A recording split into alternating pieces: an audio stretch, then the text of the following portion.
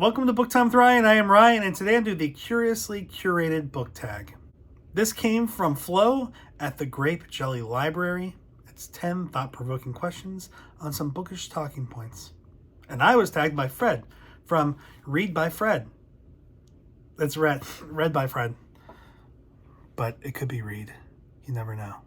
Is it Reading Railroad? Reading Railroad? It's a question of kids everywhere. It's Reading Railroad. It's Reading Rainbow. All right, so thanks, Fred, from Read by Fred. Here are the questions. I'm going to be looking down because the prompts, the questions are on my laptop, which is down below. But I will include the questions, the prompts, the links to everyone's channel in the description area. So check that out. And again, thank you, Fred, for tagging me. It is Tag Tuesday. I am doing this Monday in preparation for Tag Tuesday. I rarely do tags on Tag Tuesday, so this is a unique experience. It's been done maybe a handful of times on my channel. All right, number one, what's in a name? If a book were written about your life, what would the title be? Oh, geez. Yeah, that's a hard one. I think it would be inadequate or incomplete. People can read into that what they will. Either I'm inadequate or the title of the book is adequate. But I don't know. It's too hard to narrow down your life into a title. Is that a cop-out? Maybe. I don't know. But I don't know. I'm all over the place. Maybe the most important thing is being a dad. So maybe a dad. Maybe that would be my title. Number two, oops is a 4-letter word. Have any of your books fallen victim to tragedy? And what factor played a part in your book's demise? The 2 books, probably more than 2. I grabbed one of them down. This is the Safe Methods of Business book. I grabbed this at a used bookstore. There was a kind of temporary pop-up thing in Union Station in Washington, D.C. This was previously owned by W.R. Fontaine in Concord, Maryland. It's cool. It has these, this is from, what year is this from? This is from the 1894. But I was moving things around and I dropped it and it split. Oh, look at that. That's just sad. It makes you sick to your stomach.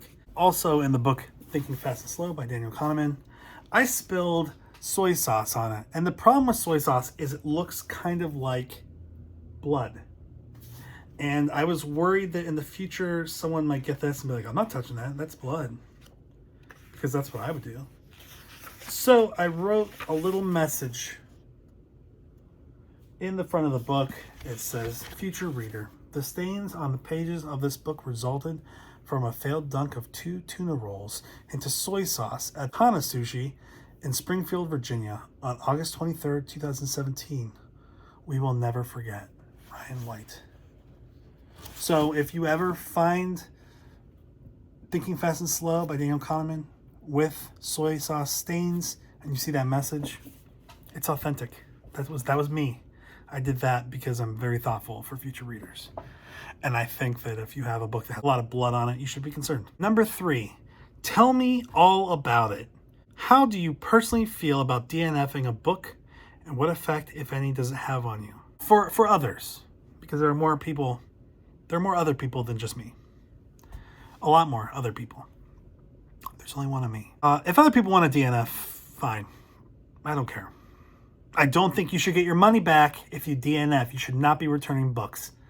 That's bullshit. And I said that in a video, which I'm going to pop up above. If you don't want to DNF a book, that's fine. For me, I feel bad not finishing a book, even if I don't like it. And my wife thinks that I should just put them down, but I don't know if it's the whole dyslexic background and just feeling like I need to finish the books that I start and that it's kind of like a trophy at the end when I finally finish the book. So I don't DNF. There are probably a couple books on my shelves that a long time ago I put down. I guess that's considered DNF, but it's not a forever DNF. I will eventually get back to those books. It's just those were years ago and I don't know which ones they are. And if I started them now, I'd have to restart them anyway because I don't remember anything.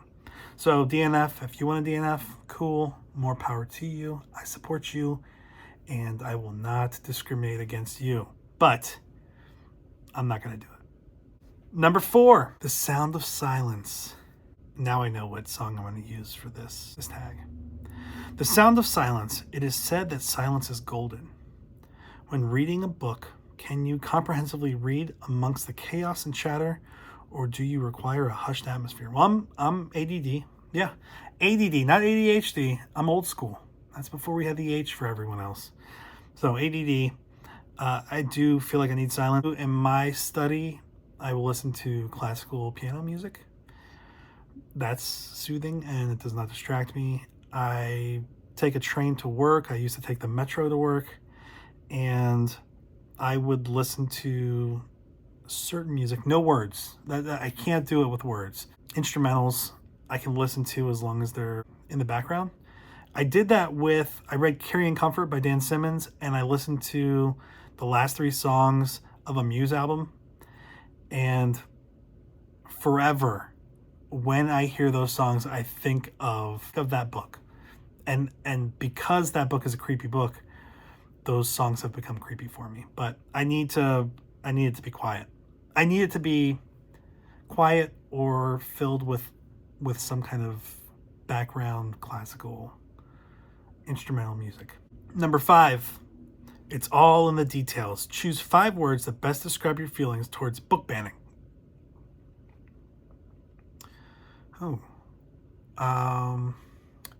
Dumb, short-sighted, backwards, counterproductive. Do I have to tell you why? It doesn't work. It doesn't work. What are you banning?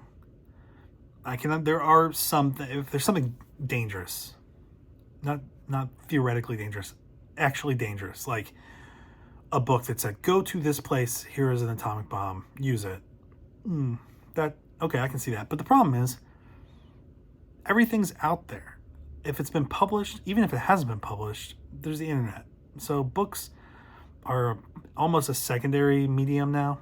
And if the information was provided in some way, it's going to be out there even if it wasn't published.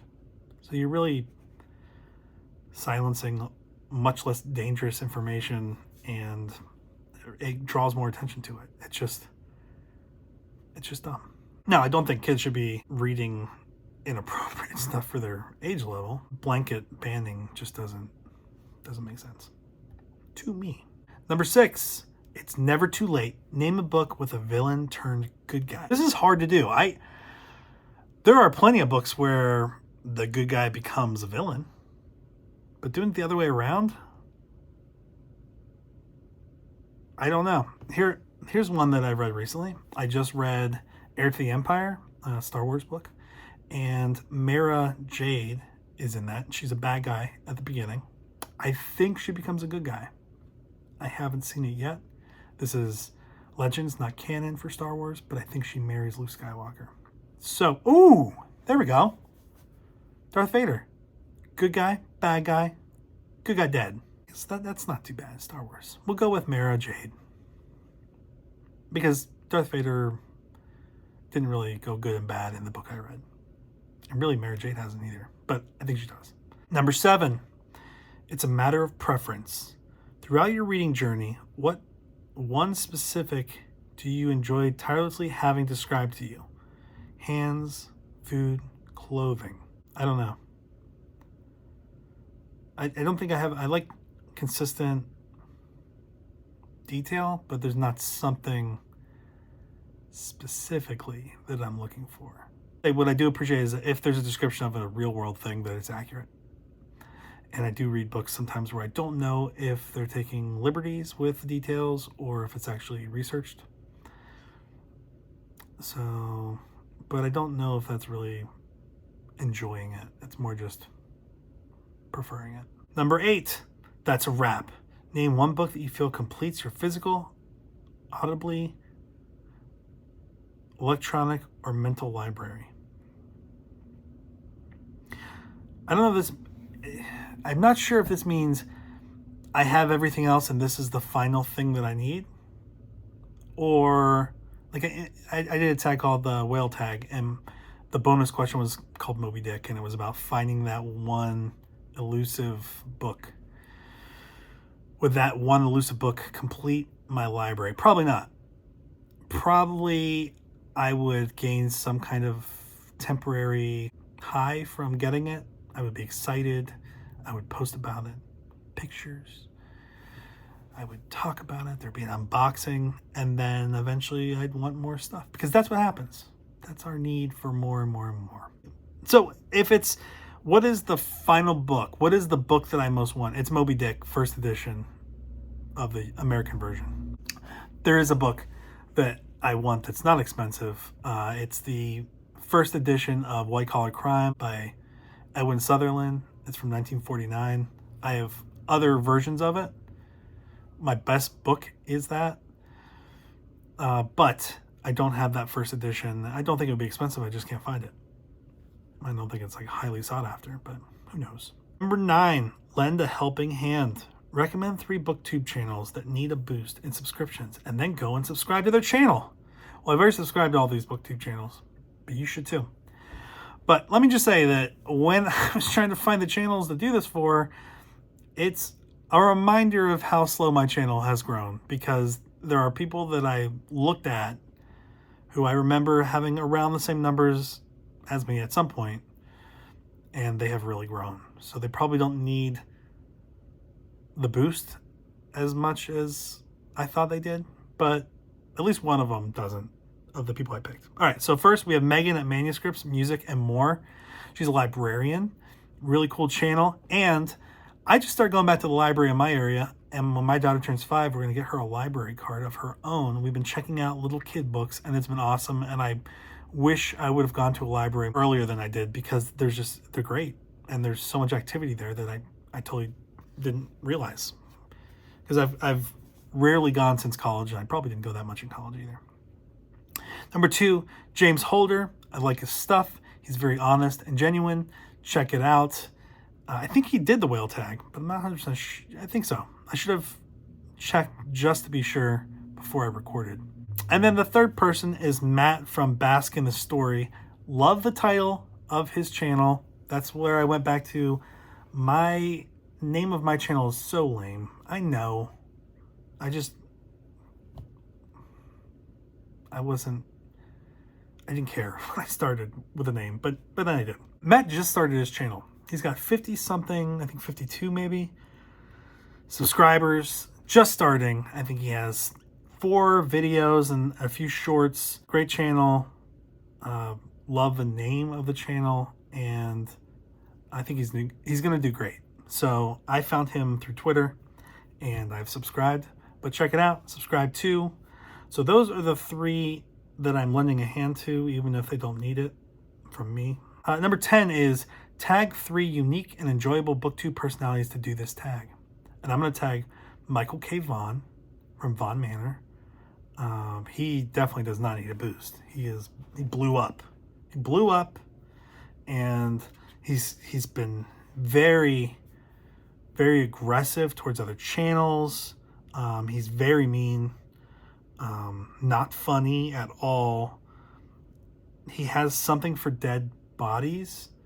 I forgot the name of his crypt friend, but Michael K. Vaughn, like, if you want to go and see one of the big assholes of BookTube, check out Michael K. Vaughn at Vaughn Manor.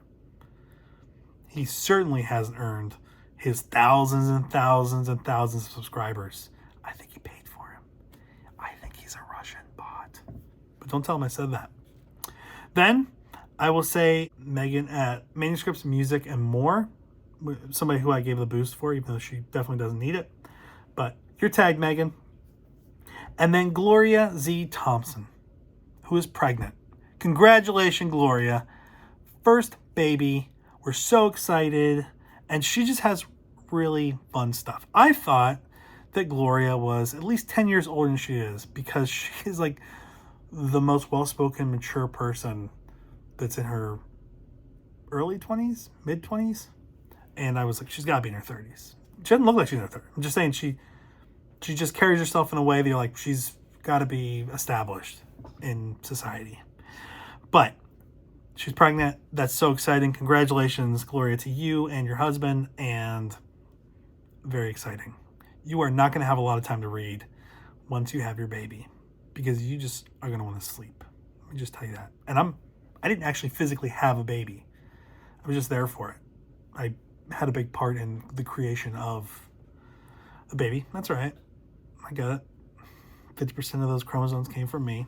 But for the mommies, it's rough, but it's a different kind of energy you're going to have. It's so exciting. What a freaking miracle. And it's just awesome to see and experience the growth of this human that you are making, and to Lord, to your husband. Like, for me, it was scary, scary, exciting, and everything. But you have this little human who looks up to you and loves you guys more than anybody ever has. It's just the coolest feeling, and you will do anything for this kid. It's amazing. So you are starting on a great adventure. I'm so happy for you.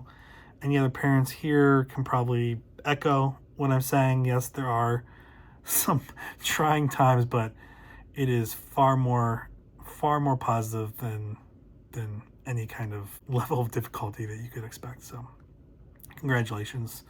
If you don't have time to do this tag because you have a baby, do it or don't do it. Whatever. You got bigger things on your plate now. So that's cool. Very cool. So that's it. That's today. That's it. That's today. Thank you for being here today. I will play one of those Muse songs that I listened to when I was reading Carrying Comfort, just so you experience a little bit of it. I'll just do like 30 seconds of it at the end of this video. Check out all the channels I mentioned. Subscribe to them if you haven't already. And if you saw this tag and you want to do it, do it. Fred, thanks for tagging me. Flo, thanks for creating this. And I will see you later. Happy Tag Tuesday. Bye.